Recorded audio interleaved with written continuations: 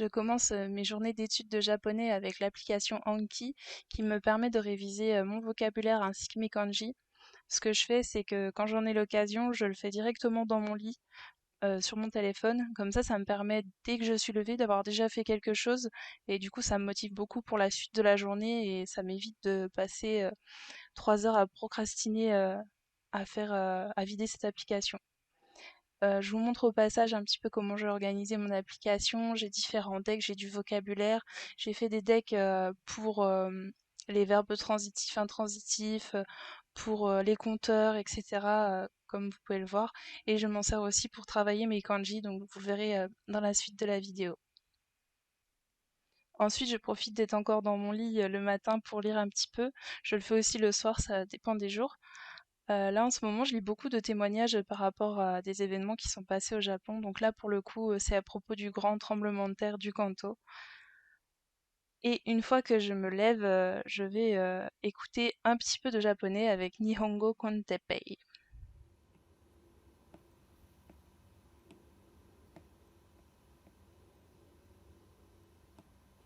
日本語コンテペイ日本語学習者の皆さんをいつも応援するポッドキャスト。 Je vous mets pas trop d'audio, désolé, parce que j'ai peur pour les droits d'auteur. En tout cas, cette chaîne YouTube, elle est vraiment immanquable si vous avez envie de vous entraîner à écouter du japonais pour la compréhension orale. Elle est tenue par un japonais, Teppei donc, qui est professeur d'anglais au Japon, donc il fait ça en freelance. Et il a créé sa chaîne dans le but justement de faire profiter tout le monde d'une écoute gratuite du japonais. Et il y a des podcasts pour débutants avec du vocabulaire facile où ils parlent assez lentement. Et là, j'ai commencé à entamer ceux qui sont un peu plus durs. Donc là, c'est compliqué pour moi en ce moment, mais ça va. Au fur et à mesure de ma journée, j'utilise l'application Discord où je me suis fait un serveur personnel dans le but de m'organiser, où j'ai fait différents channels avec différents trucs que vous verrez au fur et à mesure de la vidéo. Et comme vous pouvez voir, à chaque fois que je termine un point, je mets un petit validé. Du coup, ça me motive à faire plus de choses dans ma journée et ça me permet aussi de m'organiser et de savoir où j'en suis. Je me fais aussi chaque semaine sur un petit carnet tout mignon que je décore des petits objectifs. Comme ça, pareil, au fur et à mesure de la semaine, je suis contente, c'est coloré, ça donne envie de le garder pour faire un souvenir au final et du coup ça motive à travailler. On est de retour sur l'application Anki pour étudier les kanji cette fois. Donc en fait, je fonctionne avec des decks en fonction de mon université. On a certains kanji à apprendre, donc je les rentre au fur et à mesure et j'apprends à les dessiner à côté, bien sûr. Et du coup, chaque jour, quand je les revois, si je sais les dessiner, je les dessine. Et si j'ai un trou, je vais aller sur une autre application pour vérifier le bon tracé. Comme vous pouvez voir, j'utilise soit l'application Benkyo, soit sinon j'utilise Kotoba sur Discord, je vais en reparler tout à l'heure. Donc là, je vous montre un petit peu comment est l'application. Moi, je m'en sers juste pour ça, je ne sais pas très bien l'utiliser, mais en fait, j'ai fait un paquet avec les kanji deuxième semestre de l'année prochaine, donc je suis en avance sur mon travail. Et comme ça, comme vous pouvez le constater, vous avez les tracés de chaque kanji, donc c'est plutôt sympa à utiliser. Par la suite, je rouvre Discord et je vais donc utiliser le fameux bot Kotoba. J'ai créé un paquet avec les kanji que j'étudie à l'université. Du coup, tous les jours, je peux les réviser comme ça. En fait, ça sert à réviser la lecture des kanji. Donc, il vous propose des kanji et vous devez écrire soit en romaji, soit en hiragana le vocabulaire. Et ce que vous faites, c'est que dans votre tête, vous vous dites, ah oui, voilà, ça veut dire ça. Et du coup, ça vous permet de réviser au fur et à mesure. Ce qui est bien avec ce bot Kotoba, c'est que vous pouvez aussi utiliser une commande qui vous permet de voir les différentes écritures des kanji, enfin les différents tracés, pardon. Donc ça revient au même un peu que ce que je fais avec l'application Benkyo. Ensuite, une fois que j'ai bien révisé mes kanji et que j'ai aussi fait mes exercices que j'ai pas montré en vidéo parce qu'hier j'ai pas appris de nouveaux kanji. Donc si j'ai pas appris de nouveaux kanji, j'ai pas eu d'exercice à faire forcément. Donc comme vous voyez, je regarde le fascicule de ma fac avec le nouveau vocabulaire que je dois apprendre et je vais le rentrer d'abord sur Kotoba parce qu'il faut le rentrer pour pouvoir l'utiliser et ensuite je vais le rentrer sur Anki. Donc là, je vous montre comment on rentre un petit peu de vocabulaire sur Kotoba. Ça vous aidera pas forcément si vous connaissez pas du tout, mais ça peut montrer à certains peut-être.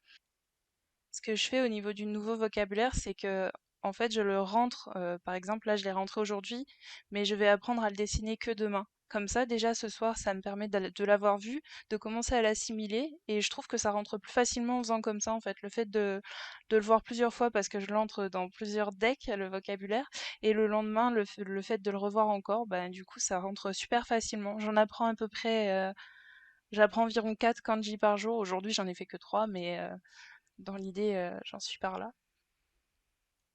Pour environ 4 kanji par jour, ça me fait environ une dizaine ou une douzaine de nouveaux mots de vocabulaire à apprendre.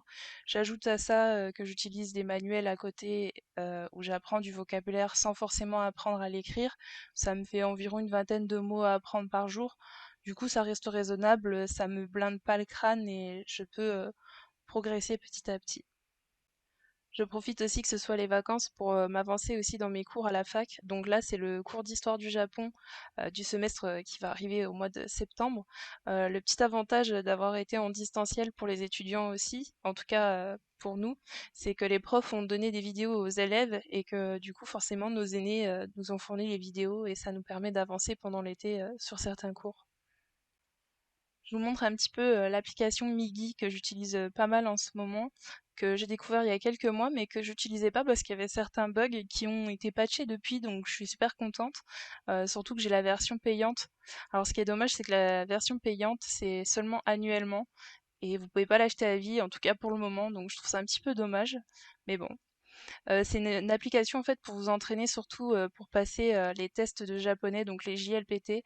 Là, je suis sur le niveau N5. En fait, je souhaite terminer vraiment tous les exercices du niveau N5 avant de commencer le niveau N4, même si théoriquement le niveau N5 c'est plutôt facile maintenant pour moi, mais j'aime bien faire les choses dans l'ordre. Du coup, des fois, je vais perdre du temps à faire des trucs bêtement, mais bon, au pire des cas, ça me fait réviser, c'est pas un mal, on va dire. Ensuite, j'utilise le listening book du Minna no Nihongo, donc il s'agit d'écoute.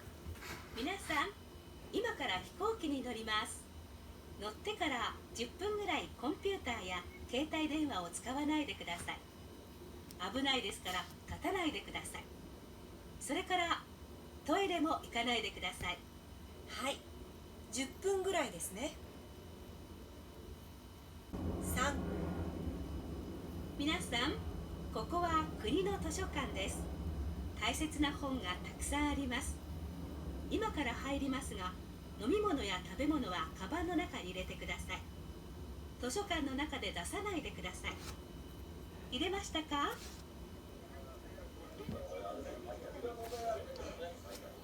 シー、中で話さないでくださいよ。みんな本を読んでいますから。はい。じゃあ入りましょう。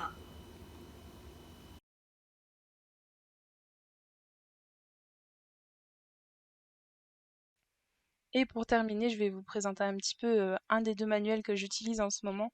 Donc il s'agit du Minna no Nihongo, c'est le tome 2 que j'utilise.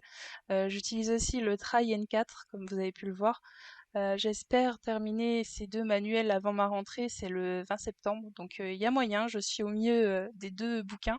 Je les alterne un petit peu pour pas trop me bourrer le crâne, et ce qui est bien de les alterner finalement, c'est que dans un des livres, je vais voir une notion, et quand je la revois sur l'autre livre, déjà ça va super vite forcément, et des fois, avec certains manuels, on va pas comprendre un truc qu'on va mieux comprendre dans l'autre. C'est toujours bien d'avoir plusieurs ressources. Du coup, je trouve ça plutôt cool. Les 2 bouquins sont assez différents en plus. Le trail, je trouve que les exercices sont assez faciles, mais l'écoute, j'ai plus de mal. Et le minna, j'ai plus de facilité avec l'écoute que le trail, mais les exercices sont plus difficiles, je trouve. Donc au final, ça se complète assez bien. Je vous montre aussi, j'ai créé il y a pas longtemps un petit carnet pour mettre mes notions de grammaire. En fait, jusque-là, je mettais mes notions que sur Anki. Je me créais des cartes et je révisais que grâce à Anki en fait. Mais je me suis dit que me faire un carnet, ça me permettra de revoir plus souvent les choses que j'ai vues récemment en fait. Parce que Anki, ça vous permet de revoir de temps en temps en fonction de si vous avez bien assimilé un point ou pas, mais pas forcément de revoir tous les jours quoi. Donc c'est bien d'avoir un petit truc à relire moi-même. Alors ce que je fais quand je travaille mes manuels aussi, c'est que les phrases ou les textes à lire, je les dis à voix haute de manière à m'habituer à lire plus vite en fait et à moins stresser avec la lecture à voix haute, surtout qu'à la fac, des fois, il faut lire devant tout le monde, donc c'est un peu gênant.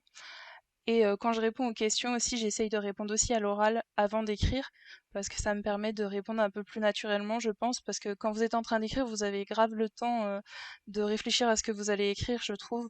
Donc je trouve ça un peu mieux comme ça. Ensuite, quand j'ai le temps, je termine ma journée avec un film. Là, pour le coup, c'était un animé, donc c'est Mira et ma petite sœur, si vous avez envie de regarder.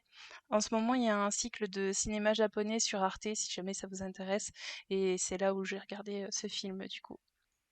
Et voilà, pour terminer ma journée, je vous montre un petit peu tout ce que j'ai fait. Donc c'était une journée plutôt productive. Il y a des jours où je fais beaucoup plus, il y a des jours où je fais beaucoup moins. En tout cas, tous les jours je travaille parce que le principe de l'application Anki, c'est de l'utiliser tous les jours, sinon ça marche pas bien.